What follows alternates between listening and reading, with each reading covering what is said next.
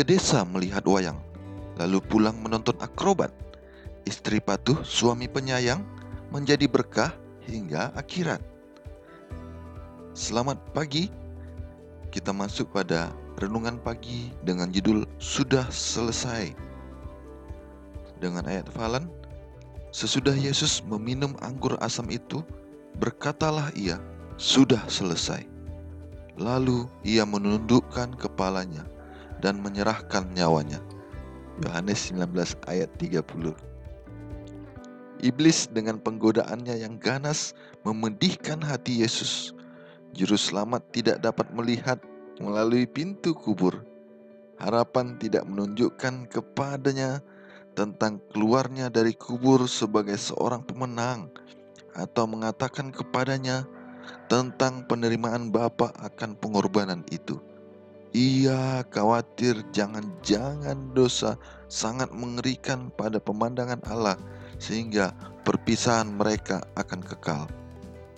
Kristus merasakan kesengsaraan yang akan dirasakan oleh orang berdosa bila kemurahan tidak lagi memohon untuk umat manusia yang bersalah. Perasaan akan dosa yang membawa murka Bapa ke atasnya sebagai pengganti manusia, itulah yang menjadikan cawan yang diminumnya sangat pahit dan menghancurkan hati anak Allah. Allah dan malaikat-malaikatnya yang suci berada di sisi salib itu. Bapa bersama-sama dengan anaknya. Meskipun demikian, hadiratnya tidak dinyatakan. Seandainya kemuliaannya memancar dari awan, maka setiap manusia yang memandangnya akan dibinasakan. Dan pada saat yang menakutkan itu, Kristus tidak perlu dihiburkan dengan hadirat Bapa. Ia sudah mengirik sendirian dalam apitan air anggur. Kepada malaikat-malaikat dan dunia-dunia yang tidak jatuh seruan, sudah selesai mempunyai makna yang dalam. Bagi mereka dan juga bagi kitalah pekerjaan penebusan yang besar itu telah dilaksanakan. Mereka dengan kita mengambil bagian dari buah-buah kemenangan Kristus. Nanti setelah kematian Kristus barulah tabiat iblis dinyatakan dengan jelas kepada para malaikat atau kepada dunia yang tidak jatuh. Kepala segala makhluk yang murtad telah menyelubungi dirinya dengan penipuan sehingga makhluk-makhluk yang suci sekalipun tidak mengerti akan prinsip-prinsipnya. Mereka tidak melihat dengan jelas sifat pemberontakannya. Adalah maksud Allah menempatkan perkara-perkara di atas suatu dasar keamanan abadi. Dan dalam majelis di surga diputuskan bahwa waktu harus diberikan kepada iblis untuk menunjukkan prinsip-prinsip yang menjadi dasar sistem pemerintahannya. Ia telah menuntut bahwa hal-hal ini lebih unggul daripada prinsip-prinsip Allah. Waktu diberikan untuk melaksanakan prinsip-prinsip iblis, agar hal itu dapat dilihat oleh semesta alam. Pada waktu itulah malaikat-malaikat bergembira ketika mereka memandang salib juru selamat. Sebab meskipun pada saat itu mereka belum mengerti semuanya, mereka mengetahui bahwa pemusnahan dosa dan iblis sudah ditentukan selama-lamanya. Bahwa penebusan manusia sudah dipastikan, dan bahwa semesta alam sudah dijadikan aman selama-lamanya. Dikutip dari Alfa dan Omega jilid 6 halaman 404, 405, 410, 411 dan 418. Ia telah bangkit. Ia tidak ada di sini sebab ia telah bangkit, sama seperti yang telah dikatakannya. Mari, lihatlah tempat ia berbaring. Matius 28 ayat 6. Suatu gempa bumi menandai saat ketika Kristus meletakkan hidupnya, dan gempa bumi yang lain pula menyaksikan saat ketika ia mengambil kembali dalam kemenangan. Ia yang telah menaklukkan kematian dan kubur, keluar dari kubur dengan langkah seorang pemenang. Di tengah guncangan bumi, kilat yang memancar dan guruh yang bergemuruh. Kristus keluar dari kubur dalam keadaan dipermuliakan dan pengawal Roma melihat dia. Mata mereka terpaku pada wajahnya yang belum lama berselang. Sudah mereka olok-olok dan tertawakan. Dalam oknum yang dipermuliakan ini, mereka memandang orang tahanan yang telah mereka lihat di ruang pengadilan, seorang yang baginya mereka telah menganyam sebuah mahkota duri. Ketika melihat malaikat-malaikat dan juru selamat yang dipermuliakan itu, pengawal Roma pingsan dan menjadi seperti orang mati. Pada waktu para pengiring dari surga tersembunyi pada pemandangan mereka, berdirilah mereka, dan secepat anggota-anggota badan mereka yang gemetar dapat membawa mereka, pergilah mereka ke gerbang taman itu. Dalam keadaan terhuyung-huyung bagaikan orang mabuk, mereka pun pergi cepat-cepat ke kota dan menceritakan kepada orang-orang yang mereka jumpai tentang kabar ajaib itu.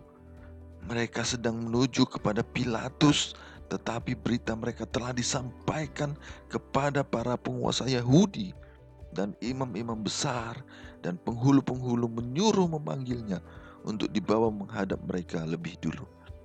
Suatu rupa yang aneh ditunjukkan oleh serdadu-serdadu itu. Dalam keadaan gemetar mereka ketakutan, muka mereka pun pucat. Mereka pun memberikan kesaksian tentang kebangkitan Kristus. Serdadu-serdadu itu menceritakan segala sesuatu sama seperti yang telah mereka lihat. Mereka tidak mempunyai waktu untuk memikirkan ataupun mengucapkan sesuatu kecuali kebenaran saja. Dengan ucapan yang tidak menyenangkan, berkatalah mereka, "Adalah anak Allah yang sudah disalibkan. Kami telah mendengar seorang malaikat memasyurkan dia sebagai yang mulia di surga, Raja kemuliaan." Muka imam-imam menjadi bagaikan muka orang mati. Kayafas coba berbicara, bibirnya bergerak, tetapi tidak mengeluarkan bunyi apapun. Suatu laporan yang menipu diberikan kepada serdadu-serdadu itu. Ketika Yesus dibaringkan di dalam kubur, iblis menang. Ia berani mengharapkan bahwa juru selamat tidak akan mengambil hidupnya kembali. Ia menuntut tubuh Tuhan dan menempatkan pengawalnya di sekeliling kubur, berusaha menahan Kristus sebagai seorang tahanan. Ia sangat marah ketika malaikat-malaikatnya melarikan diri pada waktu pesuruh surga mendekati. Ketika ia melihat Kristus keluar dalam kemenangan, ia mengetahui bahwa kerajaannya akan berakhir dan bahwa ia harus mati pada akhirnya. Dikutip dari buku Alfa dan Omega jilid 6 halaman 433 sampai 436. Ia adalah Raja kemuliaan. Angkatlah kepalamu, hai pintu-pintu gerbang, dan terangkatlah kamu, hai pintu-pintu yang berabad-abad, supaya masuk Raja kemuliaan. Mazmur 24 ayat 7. Waktunya sudah tiba bagi Kristus untuk naik ke tahta Bapanya sebagai seorang pemenang ilahi. Ia sudah hampir kembali dengan tanda kemenangan ke istana surga. Sekarang dengan ke-11 murid Yesus menuju ke bukit itu. Ketika mereka melalui gerbang Yerusalem, banyak orang memandang dengan heran kepada rombongan kecil itu yang dipimpin oleh seorang yang beberapa minggu sebelumnya telah dihukum dan disalibkan oleh penghulu-penghulu. Dengan tangan yang direntangkan untuk memberkati dan seakan-akan menjamin penjagaannya yang melindungi, naiklah ia perlahan-lahan dari antara mereka, ditarik menuju ke surga oleh kuasa yang lebih kuat daripada suatu penarikan duniawi. Sementara murid-murid masih menengadah ke atas, suara-suara menyapa mereka yang bersembunyi, yang berbunyi bagaikan musik yang paling merdu. Mereka berbalik dan melihat dua malaikat dalam bentuk manusia yang berbicara kepada mereka mengatakan, "Hai orang-orang Galilea, Mengapakah kamu berdiri melihat ke langit? Yesus ini yang terangkat ke surga, meninggalkan kamu, akan datang kembali dengan cara yang sama seperti kamu melihat dia naik ke surga. Kisah Para Rasul 1 ayat 11. Malaikat-malaikat ini adalah dari rombongan yang telah menunggu dalam suatu awan yang bercahaya untuk mengantar Yesus ke rumahnya di surga. Sebagai malaikat yang paling mulia dari rombongan malaikat, merekalah kedua malaikat yang telah datang ke kubur pada saat kebangkitan Kristus, dan mereka telah beserta dengan dia sepanjang masa hidupnya di bumi ini. Dengan penuh kerinduan yang besar, segenap surga telah menantikan berakhirnya masa ia tinggal di dunia yang dicemarkan oleh kutuk dosa. Segenap surga sedang menunggu untuk menyambut juru selamat ke istana surga. Ketika ia naik, ia memimpin jalan, dan rombongan tawanan yang dibebaskan pada saat kebangkitan mengikuti dia. Para bala tentara surga dengan sorak-sorai puji-pujian dan nyanyian surga menyertai iring-iringan yang bergembira itu. Sementara mereka mendekati kota Allah, tantangan diberikan oleh malaikat-malaikatnya yang mengiringnya. Angkatlah kepalamu, hai pintu-pintu gerbang, dan terangkatlah kamu, hai pintu-pintu yang berabad-abad, supaya masuk Raja Kemuliaan. Dikutip dari buku Alfa dan Omega jilid 6 halaman 487 sampai 492. Tenda roboh cepat disanggah. Inilah contoh pekerjaan lelaki. Sabarlah kita berumah tangga agar kelak lancar rezeki. Sekian renungan pagi kita saat ini. Tuhan memberkati. Sampai jumpa.